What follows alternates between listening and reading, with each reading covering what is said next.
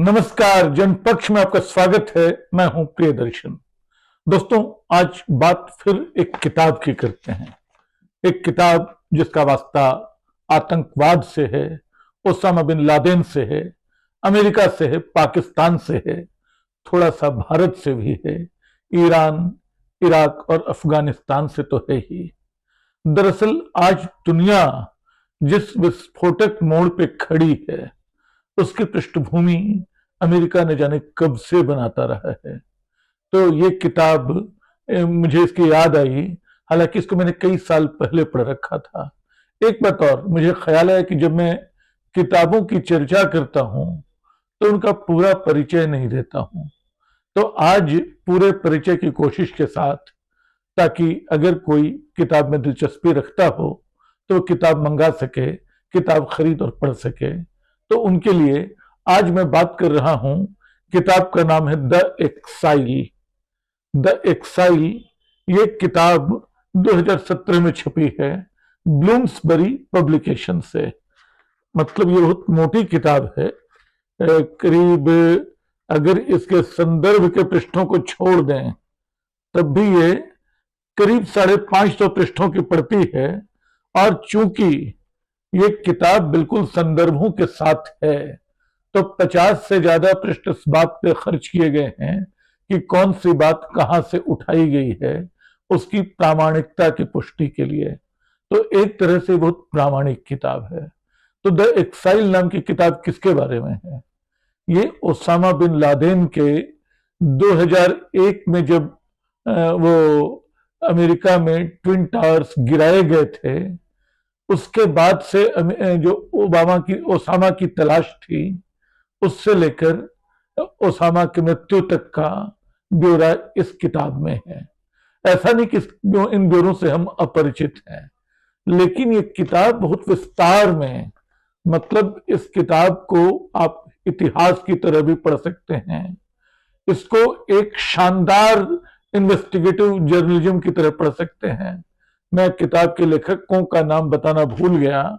ये किताब है Cathy Scott Clark and Adrian Levy. Cathy Scott Clark और एंड्रियन लेवी की किताब है। और इसके ऊपर लिखा है द ट्रायल द एक्साइल के ऊपर the stunning inside story of Osama bin Laden and al Qaeda in flight. जो मुझे लगता है कि इसके बाद के संस्करण आए हैं उनमें इसको थोड़ा बदला गया है। उनमें flight of Osama bin Laden कर दिया गया है, क्योंकि मूलतः किताब ओसामा बिन लादेन पे फोकस्ड है। लेकिन ये किताब लगभग सारे तथ्यों को जस का तस रखने के साथ ये बताती है कि कैसे अमेरिकी प्रशासन कई बातें छुपाता रहा, कैसे आतंक के इस खेल में, आतंकवाद को खत्म करने के इस खेल में तरह तरह के तमाशे हुए और कैसे राजनीतिक साजिशें आकार लेती हैं। जैसे मैं बताता हूं कि आप किताब पढ़ेंगे तो आप पाएंगे कि पहला टकराव तो किताब के भीतर एफबीआई और सीआईए के बीच भी दिखाई पड़ता है।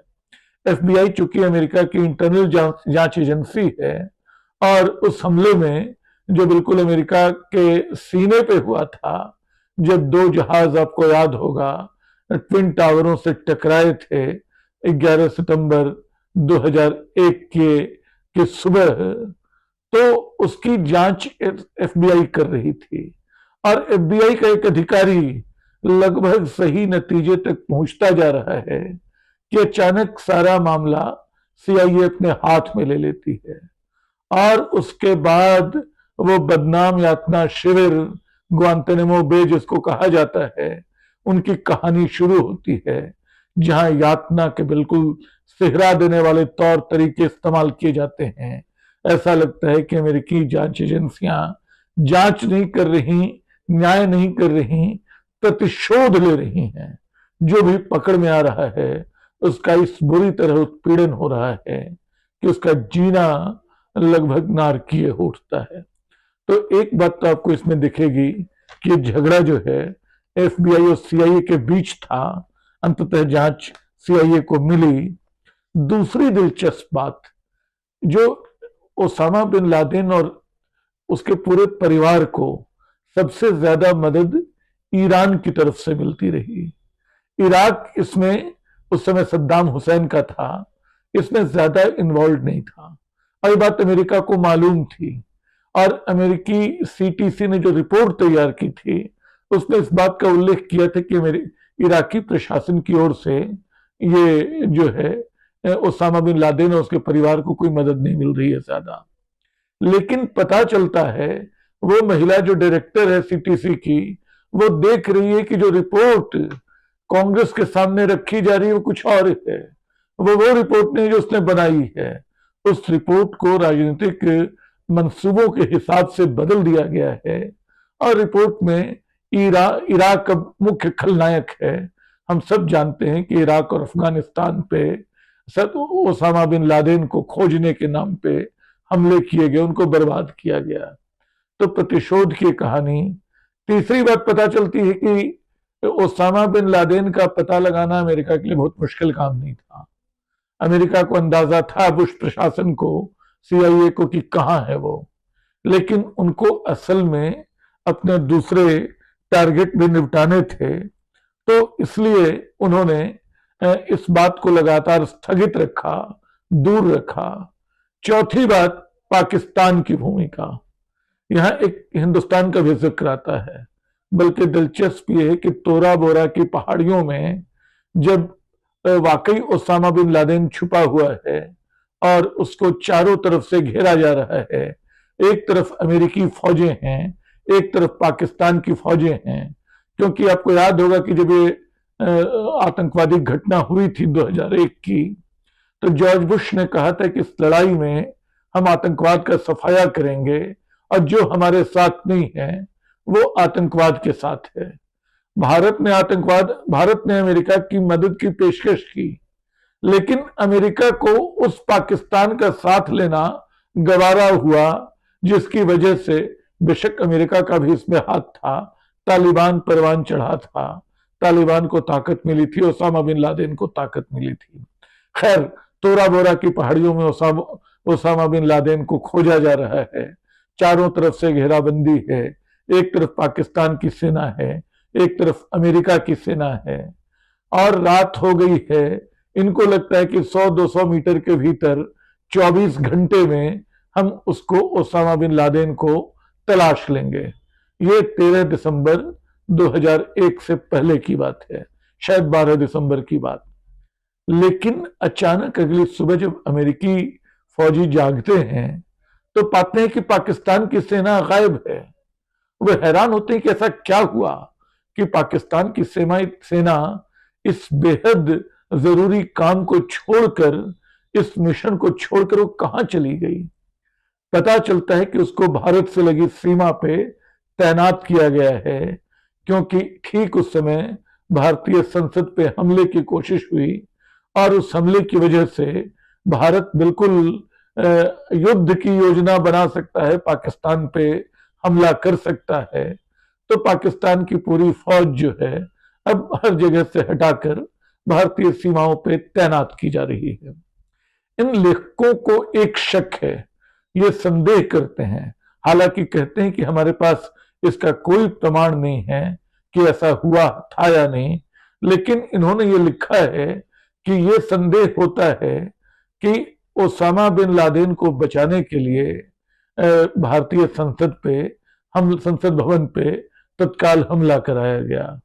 वो हमला जितने गैर पेशेवर ढंग से हुआ था, क्योंकि जिसको हम संसद भवन पे हमला बोलते हैं, असल में उसकी पहली कतार भी वो लोग पार नहीं कर पाए, आतंकी सबके सब मारे गए। तो ये शक इस किताब के भीतर जताया गया है। दूसरी बात, जिसको भू राजनीति कहते हैं, मुशर्रफ की भूमिका। एक बार तो लगता है कि मुशर्रफ बिल्कुल फंस रहे हैं, वो मारे जाएंगे, लेकिन पता चलता है कि मुशर्रफ पाकिस्तान को लगातार डॉलर दिलाते जा रहे हैं, अमेरिका से आतंकवाद से लड़ने के नाम पे पेमेंट लेते जा रहे हैं। पाकिस्तान के हुकूमत की जो दोहरी भूमिका है, उसका जो दोहरा रवैया है, इस किताब में दिखाई पड़ता है। और फिर में ऐसी बहुत सारी बातें हैं, दुनिया भर की राजनीतिक हलचलें और आतंकवाद की अंदरूनी कहानी, इन दोनों लेखकों ने बहुत भीतर तक जाकर ओसामा बिन लादेन और उसके परिवार और उसके संगठन के जितने सारे ब्यौरे इकट्ठा किए हैं, जितनी तरतीब से उनको रखा है, वो अपने आप में हैरान करने वाला है। ये भी दिखाई पड़ता है कि कैसे इस पूरे दौर में अल-कायदा मजबूत होता जाता है और ओसामा बिन लादेन की पकड़ थोड़ी कमजोर भी पड़ती जाती है। लेकिन ये पूरी किताब, मैं इसके बारे में और विस्तार से बात करता, हालांकि मैंने बहुत पहले इसको पढ़ा था, तो मुझे लगता है कि बहुत सारे ब्यौरे जो हैं मैं उनको बहुत ठीक से रख नहीं पाऊंगा तत्काल। लेकिन ये वो किताब है जो आप पढ़ना शुरू करेंगे तो राजनीति और आतंक और हथियारों के खेल को नए ढंग से समझेंगे। आज पाकिस्तान जिन चूकों की कीमत चुका रहा है, जिन गलतियों की कीमत चुका रहा है, उसको भी समझेंगे। आज अमेरिका जिस मोड़ पे खड़ा है उसको भी देखेंगे और पश्चिम एशिया में जो कुछ हो रहा है उसकी अंदरूनी हकीकत से भी आप थोड़ा सा परिचित होंगे इस किताब की मार्फत।